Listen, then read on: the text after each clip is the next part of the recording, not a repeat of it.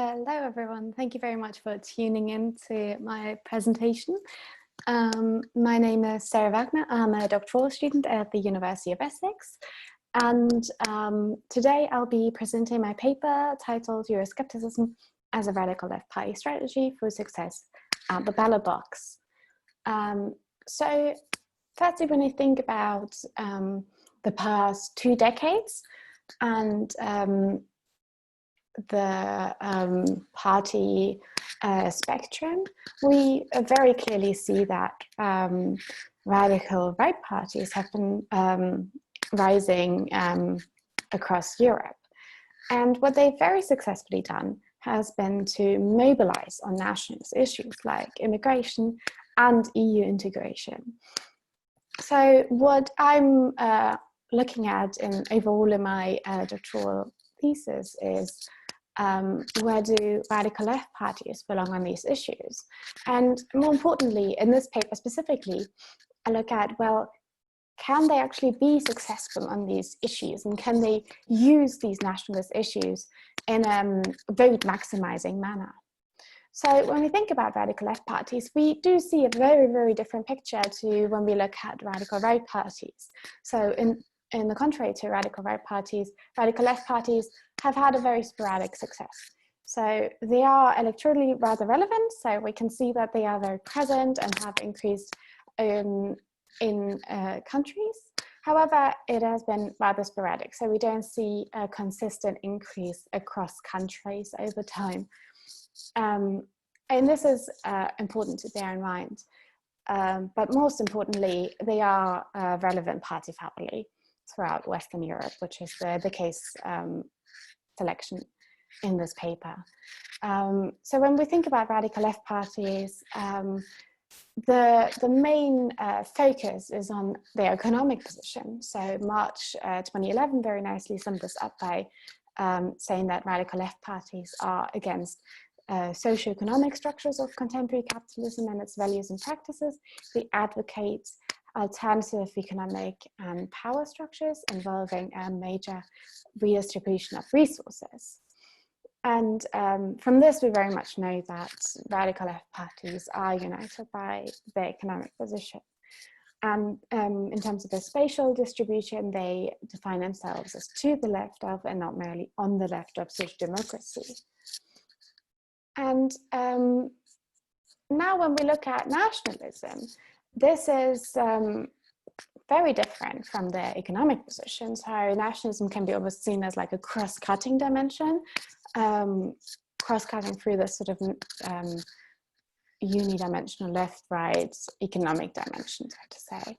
And this is important because it gives radical left parties the opportunity to explore both directions. And this is even ideologically feasible.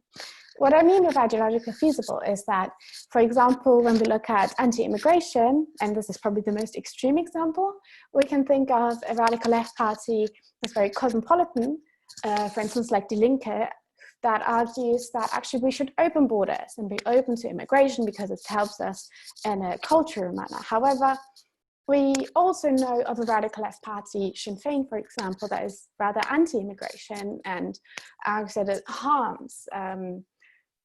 it harms their voters, it harms the workers in the country and the labour force. So this is an opportunity for to explore sort of this dimension as it is cross-cutting. And we can have a look at this a bit deeper. So here we see the position diversities on both of these issues, so economic and EU integration. And on the left, we have the economic position diversity. Where we can really see is that there is not very much diversity to be seen within radical left parties on this sort of economic position. This is not surprising at all. As I said earlier, radical left parties are defined by their economic position, their focus on redistribution. Versus on the right-hand side of this, we see the EU integration position. And here we have a completely different picture. We have a very diverse picture. There are some parties that are rather Eurosceptic. There are some parties that are much rather pro-EU. We have diversity.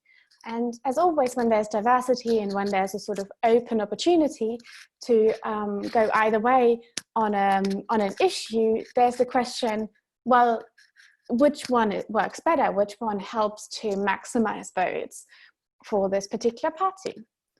And this is very much echoed by not just the supply side, but also the demand side.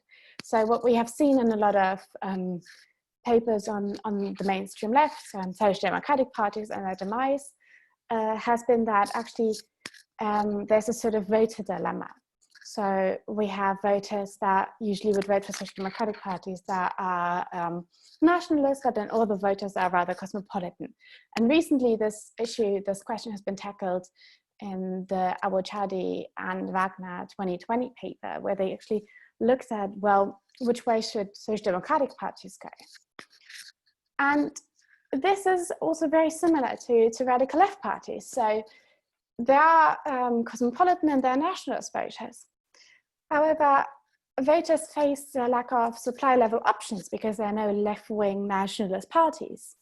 So let's maybe have a look at this in like an abstract manner. So here we see this left-wing, right-wing scale that we're very used to. And the cross-section to this is the cosmopolitan nationalist dimension. So this voter dilemma that I just spoke of can be found here in this corner, where voters have to make this active decision between their left-wing economic ideals and their nationalist cultural ideals. And since there's no supply level party that really captures it a lot of the times, they have to make an active choice between which party should they vote for, which ideal should they go for. This is really important to think about for a second, as a lot of voters then need to go for whatever is salient in this election. And I think this is exactly where radical left parties could really come in and really benefit. So in my first hypothesis, I say that radical left parties' overall electoral support increases when radical left parties take up a Eurosceptic position. And this is because of this exact theory that on the left-wing cosmopolitan scale, we have parties. We have the mainstream left, we have green parties a lot of the times that sort of capture this cosmopolitan left scale. However, we don't have a supply level echo of left-wing nationalism. However, obviously, this can be also a bit difficult, especially when there's a radical right party present, as then voters might still go for the more nationalist alternative, as also radical right parties blur their economic position. So this might then harm this sort of opportunity for radical left parties. And this is what I'm basically exploring in this paper. So why do I specifically look at EU integration? That is for several reasons. So first of all, nationalism is a very contested issue, so it can't really be directly measured. Although in the Chapel Hill expert survey, for instance, there is a nationalist question, it's very difficult to really understand what is being meant by nationalism. Then the Chapel Hill expert survey also has a GALTAM, which is a sort of catch-all second dimension index for the sort of cosmopolitan versus traditional authoritarian nationalist dimension. However, it's rather catch-all, which also means that it might blur a little bit the very precise question I'm asking. So it also includes green issues, which is not really what I'm looking for here. Anti-immigration as an issue is a bit difficult, as I just earlier mentioned. It's a very extreme case, and it's not very feasible in the scale, in the long time frame, as it is also very much occupied by the radical right, and thus it's very difficult to convince the voters that this is now a radical left issue. Therefore, in terms of strategy and feasibility, Euroscepticism or RP's position on the EU seems like the best way to focus on this question. So in terms of data, I use the ESS voter survey, so individual level data between 2002 and 2016, which is also a very prominent and important time frame in terms of nationalism being rather salient, and the EU, so the sort of love relationship with the EU being more strained. And then I matched this with the Chapel Hill expert survey data on the party positioning. So for the dependent variable, I look at the vote choice for the individuals for radical left parties in the previous election, and the independent variable is the position for radical left parties on EU integration. So a lot of controls, so among others, they include, for instance, mainstream parties' position on the EU, which need to be controlled for. I also have country level controls like GDP, unemployment, and social demographic individual level controls like gender. So now we get to the findings. So this is from a multi-level logistic regression. And in order to make this a bit easier to understand, I only included the visualization of it to make it very precise what I'm finding here. So on the x-axis, there's a left-right self-placement scale. And on the y-axis, there's the predictor probability to vote for radical left parties. So our blue line here shows the Eurosceptic position, and the red line shows the pro-EU position. And already right from the start, we can very much see that the blue line shows a much higher predicted probability than the red line. This is decreasing throughout the scale, so this is very much expected, and I think works very nicely with what we would expect, as more right-wing voters are just less likely to vote for radical left parties in general. So this is absolutely independent of the position that radical left parties take on the EU. They wouldn't vote for radical left parties usually on the basis of their economic position. So this is very much expected, and I think works very nicely to what we would expect. Then when we look at the left-wing voters, we can see that there's a significant gap between the Eurosceptic position and the pro-EU position. And this is significant all the way for all left-wing voters. It is more significant the more left-wing you get, which is also, I think, interesting and important to see. So overall, what we find is that a more Eurosceptic position is absolutely better for left-wing voters in order to get a higher predicted probability in vote share. This is, I think, a very nice and important finding, and it's also rather neat as when we think about these sort of second dimension issues, we usually don't think that they matter that much, and especially not for such small parties like radical left parties.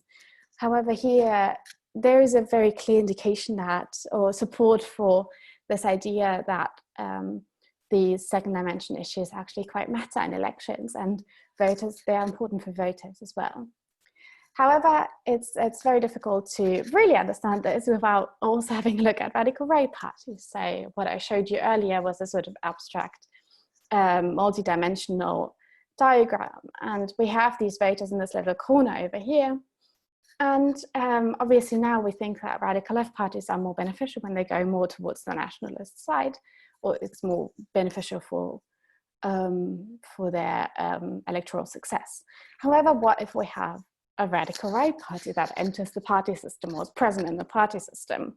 Does this still apply? Because now we have competition on this nationalist element. And here we find that actually it is better if there's no radical right party in the party system. So this blue line represents no radical right party, and this red line shows that there is a radical right party. Obviously the confidence intervals are bigger for the blue line because it is just more scarce in the data. It does show that there's it is significantly more likely that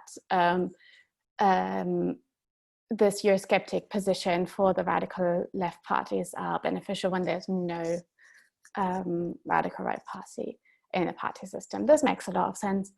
And is an important caveat to the story, because it also shows that in total, this nationalist issue is very much owned by the radical right. And although the radical left can try and get more votes or be vote maximizing in this direction, this is very difficult when there's a radical right party in the party system. And most of the times there is a radical right party in the party system.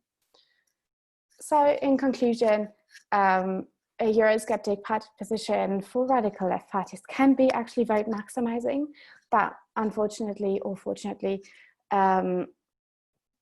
fortunately for radical right parties and unfortunately for radical left parties, this is difficult when there's party competition happening.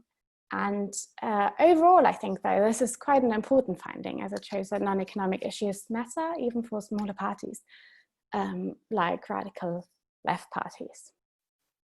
Thank you very much. I'm looking forward to any questions and comments later.